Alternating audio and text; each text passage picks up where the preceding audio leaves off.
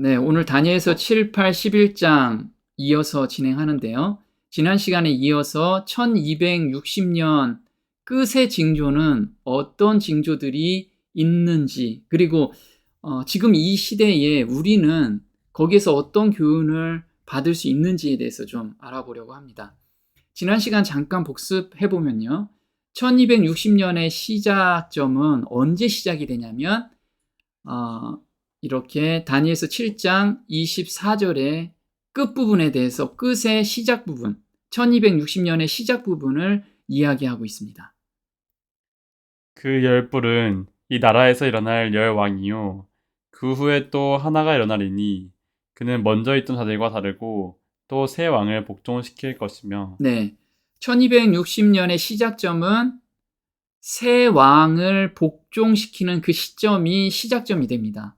그러면 여기서 보시면 493년에는 헤룰라이가 멸망이 되고요. 534년에는 반달이 멸망을 당합니다. 그리고 새 뿔이라고 했으니까 마지막 뿔은 동고트라고 하는데 동고트가 538년에 멸망을 하게 돼요. 그러면 1260년의 시작점은 538년부터 시작이 되더라 이거죠. 그럼 538년에 시작해서 1260년이 지나면 1798년이 됩니다. 그러면 하나님께서는 이 끝 지점에서도 어떤 징조를 저희한테 알려주셨겠죠. 그래서 그 징조를 우리가 좀 알아보려고 합니다. 요 직전에 어떤 변화가 있는지 그걸 한번 알아볼게요. 1260년의 끝을 알리는 징조들이 있는데 두 가지가 있습니다. 첫 번째는 해와 달과 별의 징조입니다. 이게 마태복음 24장 29절부터 있습니다. 그날 환란 후에 즉시 해가 어두워지며 달이 빛을 내지 아니하며 별들이 하늘에서 떨어지며 하늘의 권능들이 흔들리리라. 네. 그때 인자의 징조가 하늘에서 보이겠고 그때 땅의 모든 족속들이 통곡하며 그들이 인자가 구름을 타고 능력과 큰 영광으로 오는 것을 보리라. 네, 여기서 보면 마태복음 24장 29절에 보면 그날 환란 후에 이렇게 얘기해서 사람들은 그럼 환란이 1260년 그 교황권에 대한 환란이냐? 여기에 써 있는 인자가 구름을 타고 온다라고 했으니까 이거는 재림 때 환란을 이야기하는 거 아니냐? 이렇게 이야기를 하고 있습니다. 여기 보면은 좀 그런 느낌도 있죠. 요걸 좀 알아볼 겁니다. 그러면 여기서 재림 직전에 환란이 아닌가 이런 질문에 대해서 그 환란 후에가 정말 재림 직전인지 좀 알아보면 되겠죠. 두 번째는 새로운 강대국이 출현한다고 이렇게 나옵니다. 이게 계시록 13장 10절에 이렇게 나오죠. 포로로 삼는 자는 그도 포로가 될 것이요 칼로 죽이는 자는 그도 칼에 죽게 될 것이라. 여기에 선호들의 인내와 믿음이 있느니라. 또 내가 보니 다른 짐승이 땅에서 올라오는데 어린 양처럼 두 뿔을 가졌으며 용과 같이 말하더라. 네, 여기서 11절에 보면 내가 보니 다른 짐승이, 우리가 짐승을 얘기하면 나라라고 그랬어요. 국가가 땅에서 올라온다고 그랬습니다. 그러면 새로운 지금까지 있었던 국가가 아니고 새로운 국가가 이때 나오는 거죠. 그럼 여기 10절에 보면 포로로 삼는 자는 그도 포로가 될 것이요 칼로 죽이는 자는 그도 칼에 죽게 될 것이라.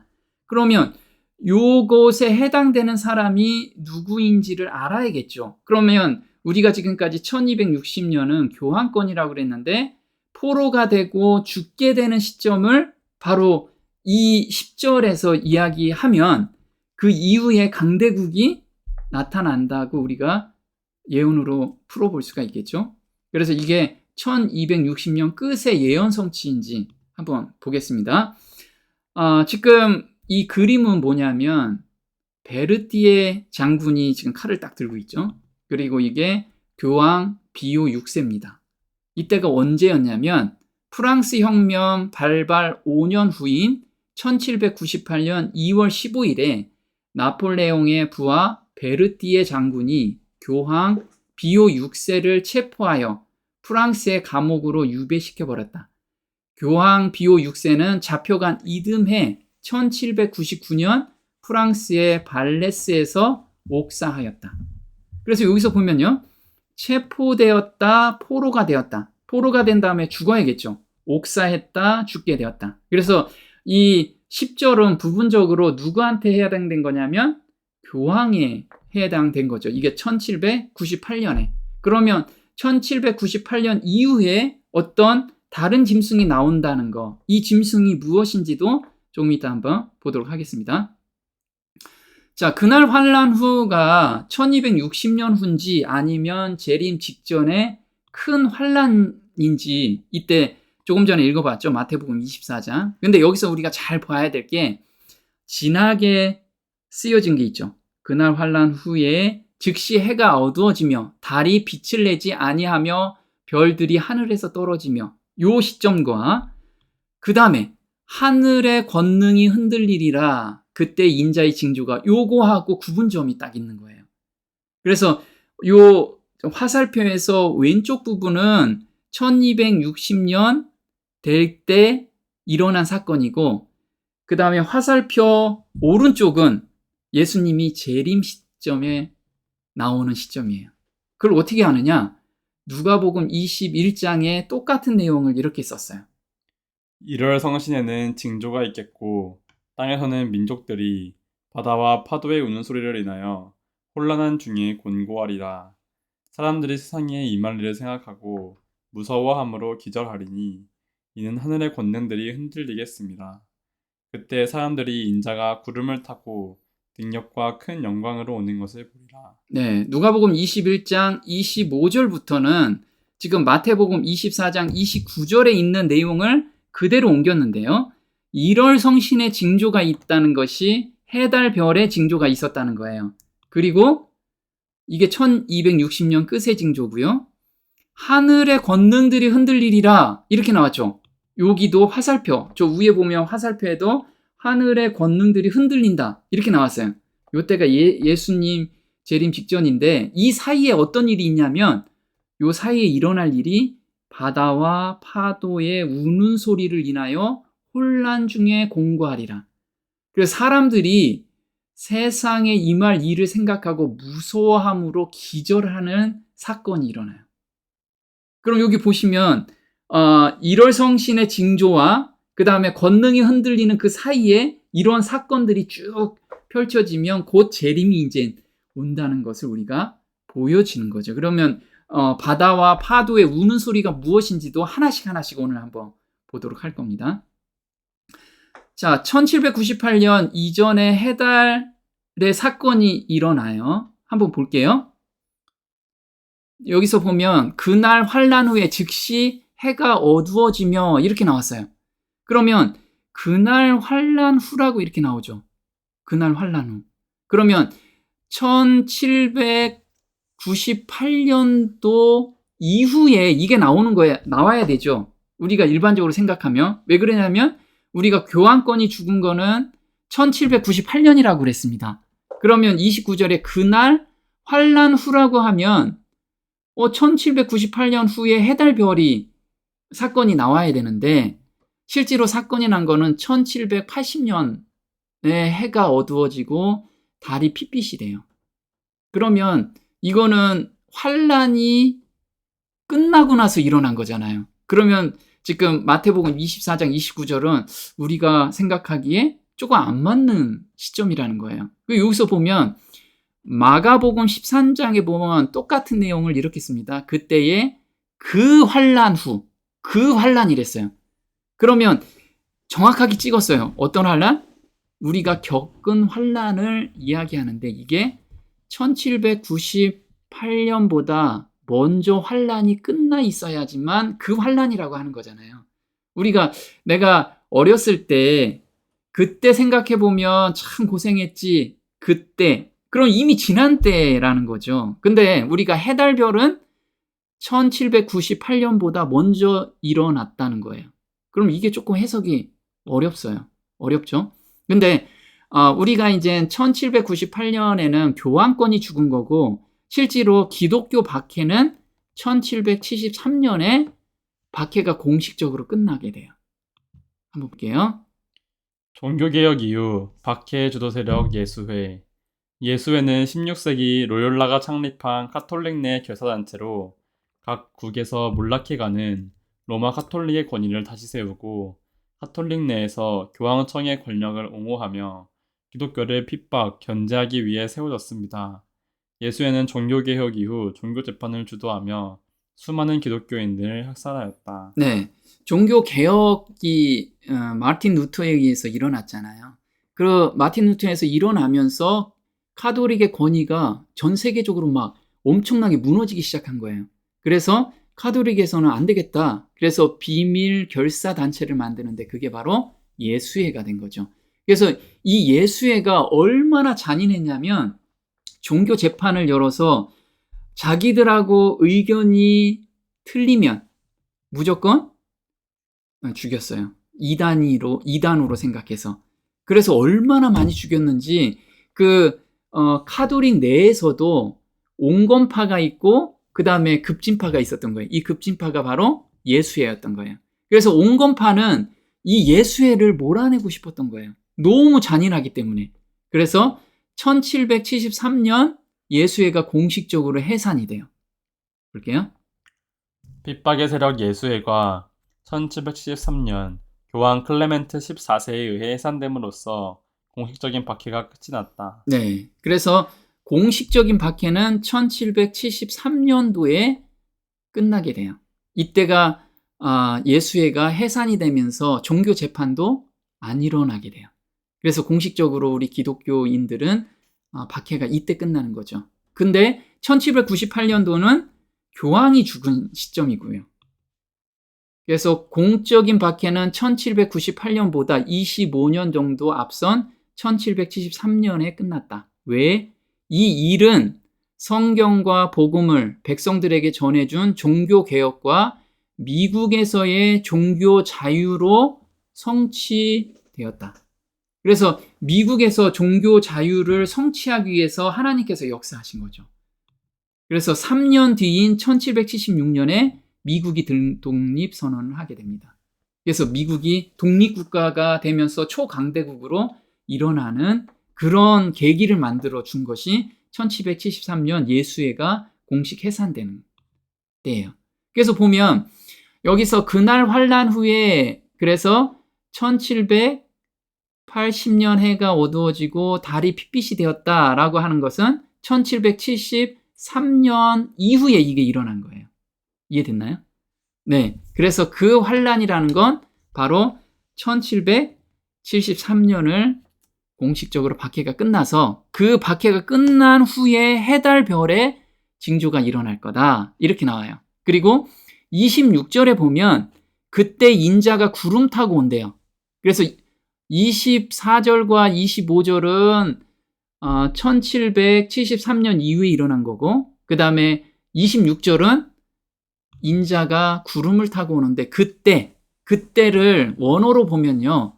토테라고 하는데 뜻은 그 다음에 그리고 나서 시간적으로 뒤따르는 것을 의미해요. 그래서 이게 누가복음 11장 26절에는 이에 가서 저보다 더 악한 귀신 7을 데리고 들어가서 거하니 이거는 귀신을 내쫓았는데 그 다음에 7 귀신을 데리고 온 거죠. 그래서 이때 이에라는 게 그때에 이게 도태라는 뜻입니다. 근데 여기서 보면 프랑스 혁명에서 배우가 누구일까요? 우리가 이제 조금 생각을 해보면 아까 교황청에서는 온건파가 있고 강경파가 있다고 그랬죠. 강경파가 누구라고요? 예수회라고 그랬습니다. 그래서 온건파에서 예수회를 밀어냈어요. 그럼 예수회가 다 죽은 건 아니죠. 그래서 예수회가 프랑스 혁명을 주도하게 됩니다. 그래서 누구를 몰아내요? 온건파인 교황을 몰아내서 죽이게 되는 거예요. 근데 제가 이제 조사를 해봤는데요. 이 프랑스 독립선언문입니다, 이게. 근데 되게 재밌는 게요. 저기 위에 무슨 전시안이라고 눈이 보이죠. 이게 프랑스 시민 그 헌장인데 그 위에 저게 들고 들어가 있다는 거예요. 근데 프랑스 혁명의 기초 정신이 뭐냐면 자유, 평등, 박애예요. 우리나라 대한민국도 자유, 평등이죠. 박애의 정신을 가져야 된다. 우리 매번 공부를 했어요. 근데 그게 바로 예수회의 정신이라는 거예요. 예수회. 그래서 예수회에서는 자유는 지금까지 신에 우리가 속박을 받았는데 신 없다. 우리가 자유롭게 살자. 이 정신으로 예수회는 똘똘 뭉친 겁니다. 두 번째, 평등은 왕의 권위도 우리한테는 소용없다. 우리는 우리끼리 평등하게 살자.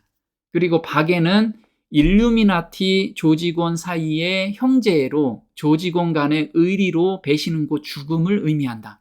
이게 이제 그림자 정부라는 책에서 이 예수의 정신을 정리한 거거든요. 근데 이게 그대로 프랑스 혁명의 기본 정신으로 이게 바탕이 다 된 거예요. 자유, 평등, 박애.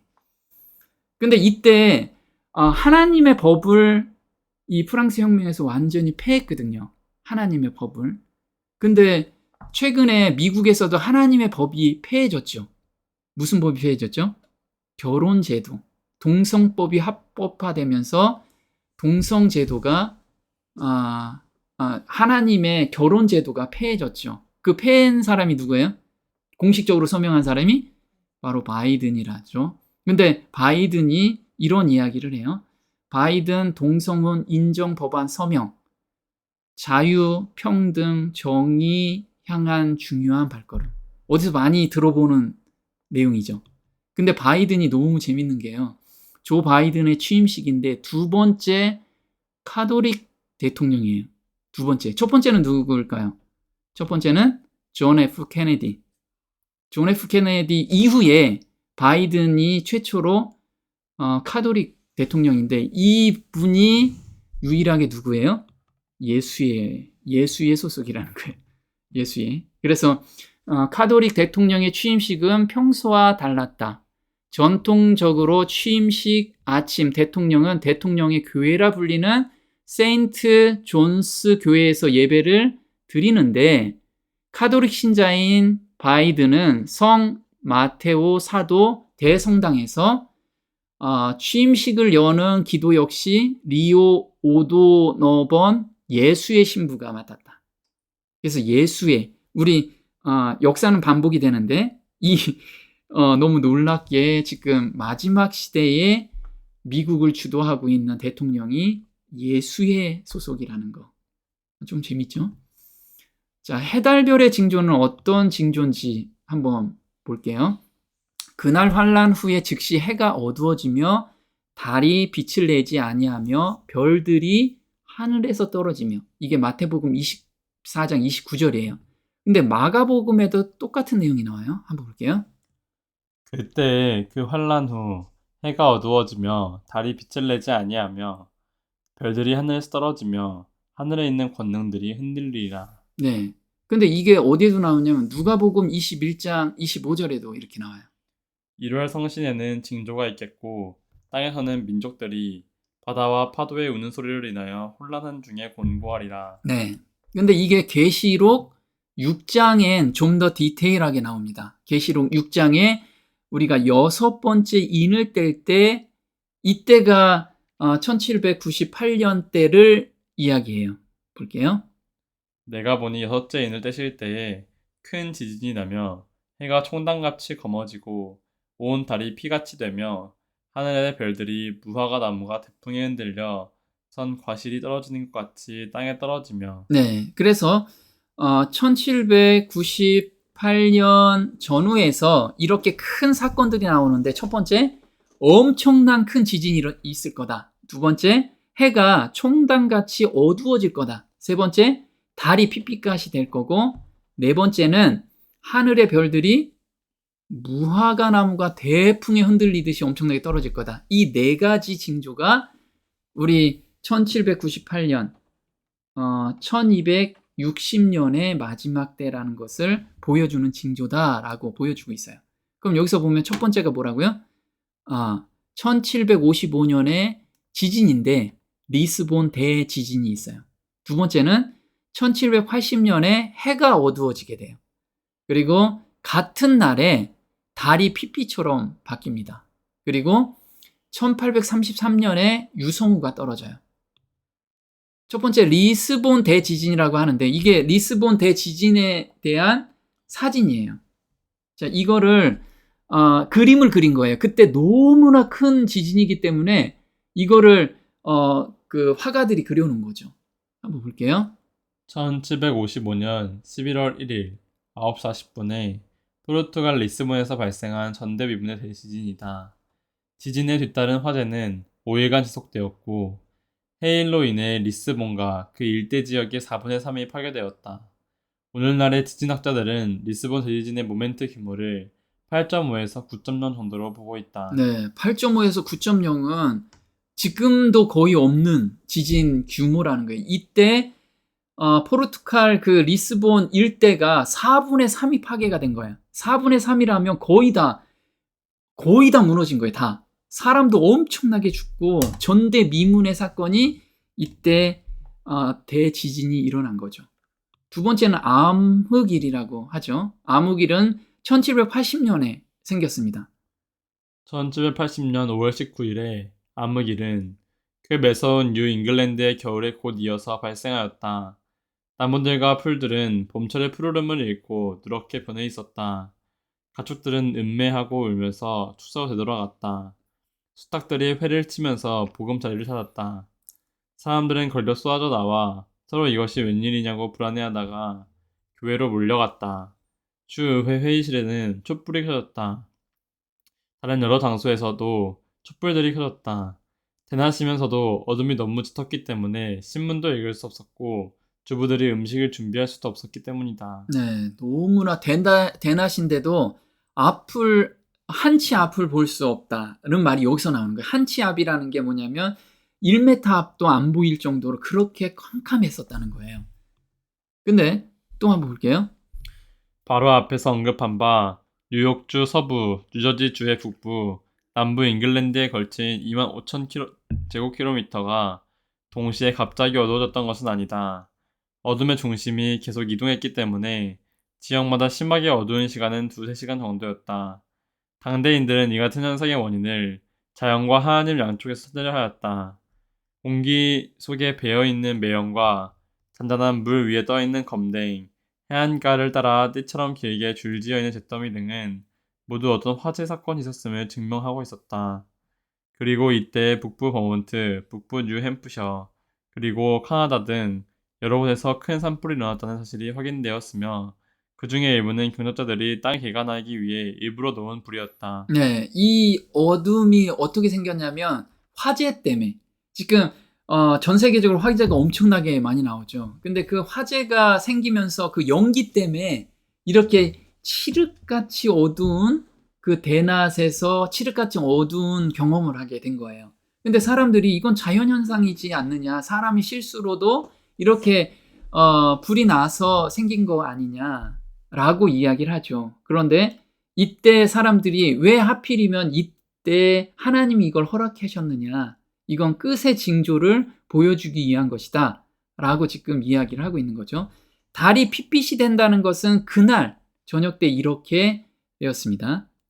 1780년 5월 18일에는 두꺼운 어둠이 저지대 위를 내려덮고 있었다. 태평양은 평일보다 30분이나 일찍 넘어갔다. 태양은 평일보다 30분이나 일찍 넘어갔다. 불길한 정적이 일대를 압도하였다. 보름달이 솟았으나 구릿빛에 가까운 붉은색이었으며 시간이 흘러도 빛깔은 달라지지 않았다. 네, 그래서 이렇게 정말 무섭게 이 무섭게 달이 핏빛으로 바뀌는 그런 현상을 보게 됩니다. 그리고 이제 유성우가 떨어져요. 유성우. 이건 1833년에 유성우가 떨어집니다. 시간과 장소에 대한 동일한 관찰이 1833년 11월 13일 아침에 나타난 찬란한 유성 소나기 현상에도 적용된다. 이 경이로운 별들의 향연은 그 전날 저녁 9시쯤부터 북아메리카 동부 해안 일대에서 주목을 끌기 시작했다. 그때부터 유성의 빈도가 정상치를 넘기 시작했던 것이다. 새벽 2시가 되어서는 잠자던 사람들이 잠자리에서 일어나 하늘을 내다볼 정도로 유성 현상의 광채가 찬란하게 되었다. 그 절정은 아침 4시에 이루어졌다. 새벽이 되어서도 한참 후에야 드디어 유성의 광채가 사라졌다. 대평원 지역에 거주하고 있던 아메리카 인디안들은 그들의 달력에 이 사건을 기재하고 그 계절을 유난히 별들이 많았던 겨울 또는 별들의 폭풍의 겨울이라 이름하였다. 5시간에서 6시간 동안 약 20만 개 이상의 별이 떨어졌다. 네. 그래서 우리가 보통 별똥별 하면은 몇 개 떨어지는 것으로 보는데 이때 떨어진 유성우는 20만 개, 20만 개면요 비처럼 쏟아진 거예요. 이렇게 하나님께서 마지막 때 징조를 보여주신 거죠. 근데 조금 전에 보았듯이요. 1260년 끝과 예수님 재림 그 중간에 무엇이 나온다 그랬죠?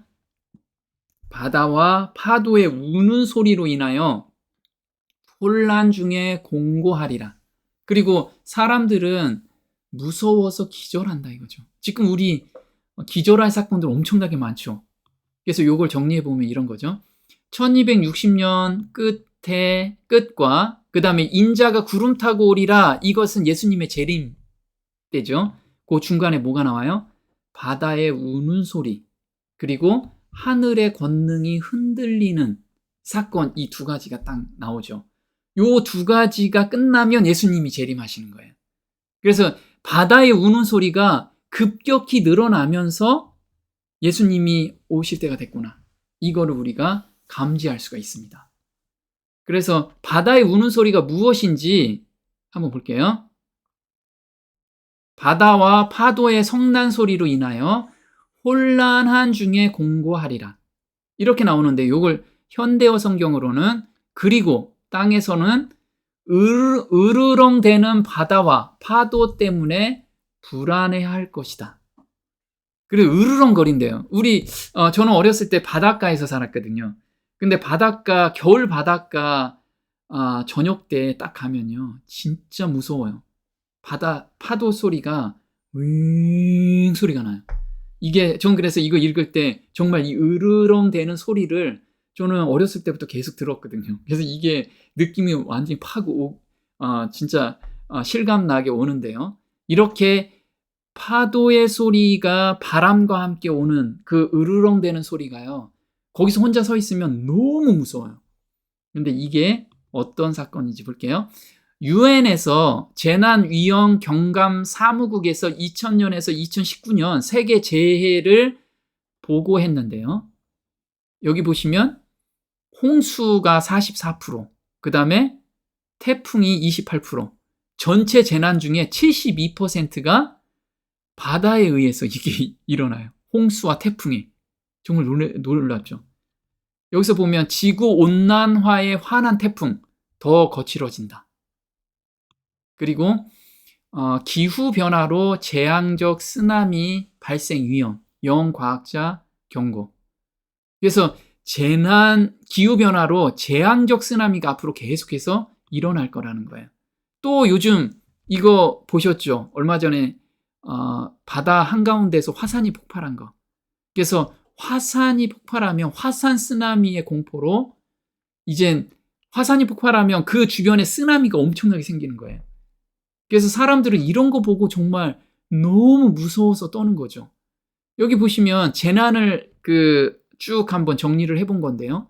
2004년에는 인도네시아 쓰나미로 몇만 명이 죽었냐면 25만 명이 사망했어요. 이재민이 200만 명이나 생겼어요. 근데 우리 이거 하도 25만 명 죽는 거는 이젠 그렇게 크게 다가서지도 않는다는 거예요. 또 보면 2010년에는 IT 지진으로 22만 명이나 사망을 합니다. 또 2008년에는 사이클론 태풍으로 14만 명이나 사망을 해요.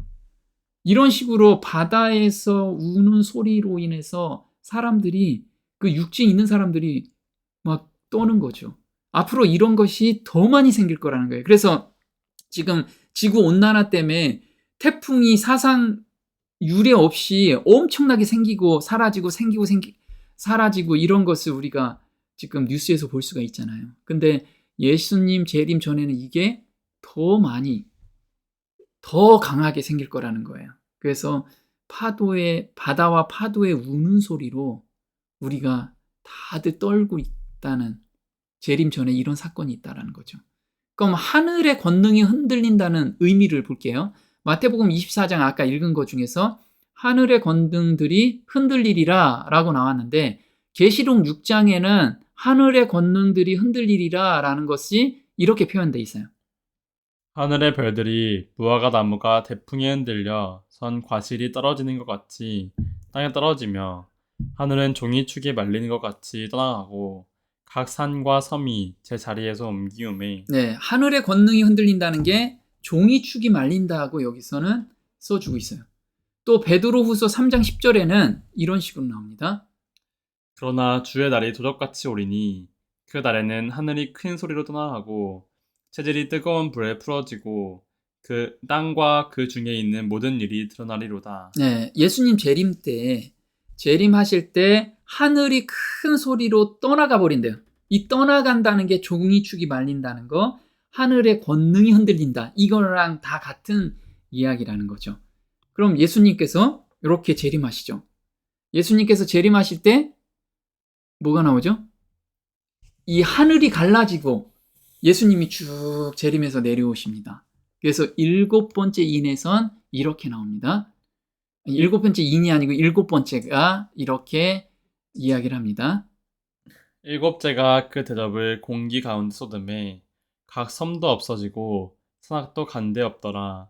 또 중수가 한 달란트나 되는 큰 우박이 하늘로부터 사람들에게 내림에 사람들이 그 박제로 인하여 하나님을 회방하니 그 재앙이 심히 크미러라. 네, 이게 7째 재앙이에요. 7번째 재앙 때는 섬이 없어지고 산악도 간데 온데 없어진다는 거예요. 그래서 예수님이 재림하실 때 엄청난 지각 변동이 있을 거라는 거예요. 거기에다가 한 달란트나 되는 큰 우박이 떨어지는데, 한 달란트라면 무게가 30에서 40kg나 되는 거예요. 30에서 40kg 되는 우박이 떨어진다는 거예요. 그래서 이때 우박을 떨어뜨리는 것은 하나님께서 마지막 때를 위해서 준비하신 거죠. 그래서 예레미야서 50장 22절에는 내가 눈 곳간에 들어갔었느냐, 우박 창고를 보았느냐, 내가 환난 때와 전쟁과 격투의 날을 위하여 이것을 저축하였노라. 이거는 욥기 38장이고요. 나 여호와가 저축한 것을, 그 병고를 열고 분노의 병기를 내미라 해가지고 우박을 마지막 때 엄청나게 쏟아부어서 지상에 있는 사람이 모두 죽고, 그 다음에 지각이 변동되고 이런 변화가 생길 거라고 지금 저희한테 말씀을 해주고 계십니다. 자, 새로운 강대국이 탄생한다. 우리 보면 마지막 때 우리가 교황권이 프랑크와 손을 잡고 그 다음에 핍박을 하기 시작했어요. 그러면 이게 계시록 13장 5절 11절에는 또 짐승이 큰 말과 참남된 말하는 입을 받고 또 42달 일할 권세를 받으니라. 그러면 42달이라는 건 아까 1260년을 권세를 받고, 그 이후에 내가 봄에 또 다른 짐승이 땅에서 올라오니 새끼 양같이 두 뿔이 있고 용처럼 말하다, 이렇게 이야기를 하고 있어요. 그럼 여기서 보면 42달이 아까 1798년 이후에 강대국으로 부상하는 나라고, 그 다음에 땅에서 올라온다. 그럼 땅은, 우리 많은 물은 뭐라고 그랬죠? 백성과 나라와 방언이라고 그랬어요. 이때 당시에는 유럽 쪽에 사람들이 엄청나게 살았죠, 몰려서. 근데 사람이 없는 아메리카 대륙을 발견한 지 얼마나 안 됐는데 그때 나오게 된 나라라는 거죠. 그리고 새끼 양 같다라고 했어요. 새끼 양은 우리가 예수님을 상징하죠. 그래서 기독교를 기반으로 탄생한 나라라는 거예요.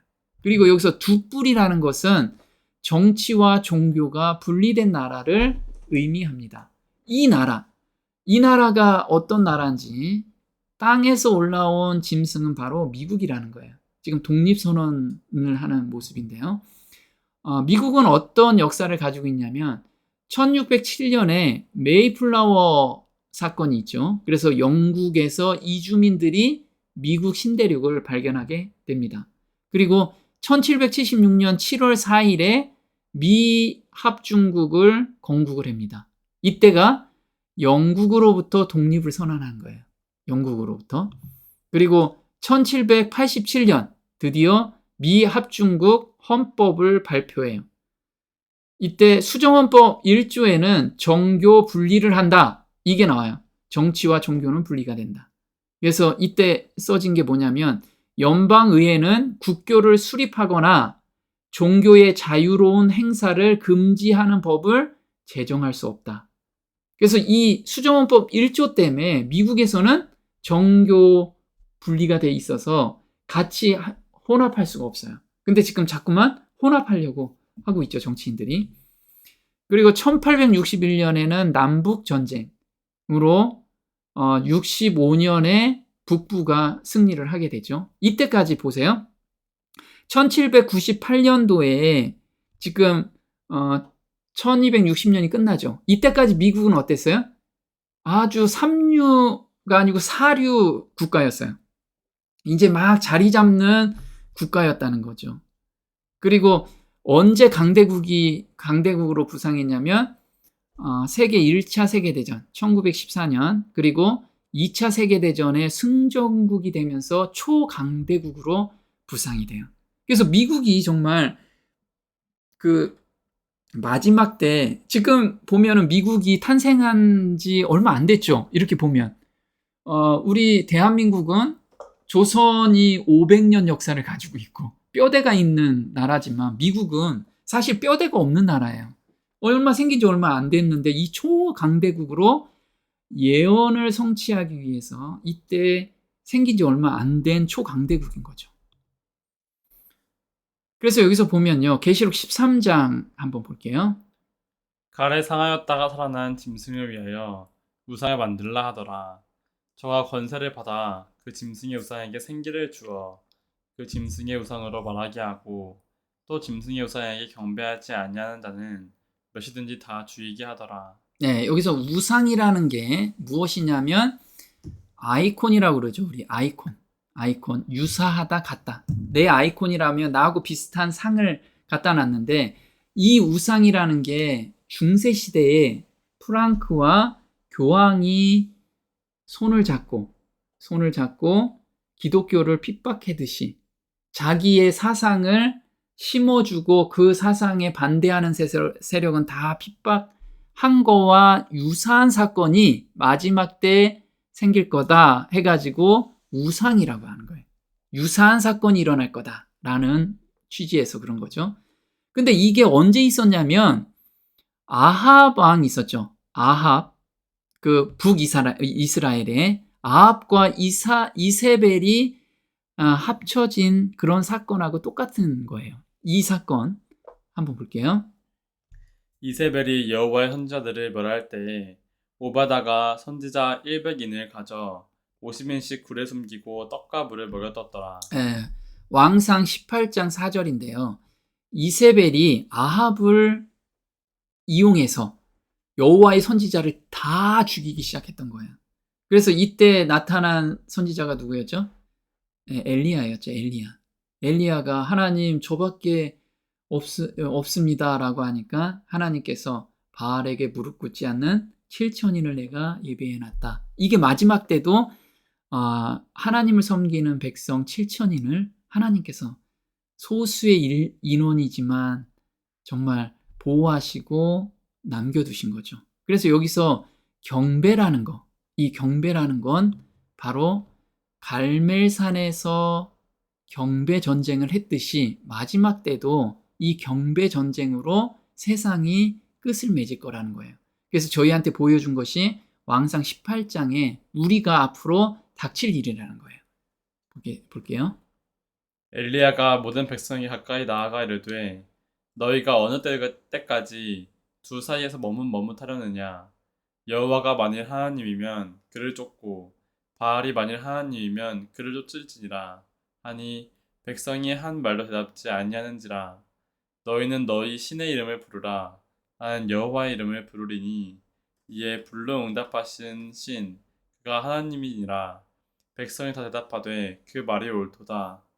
네, 그래서 지금 저희한테 앞으로 우상을 만들어서 경배하라 강요할 사건이 있을 건데 그때 온전히 버틸 수 있는 사람은 지금 오늘 삶 속에서 이렇게 우리한테 질문을 하고 있습니다. 너희가 어느 때까지 두 사이에서 머뭇머뭇하려느냐?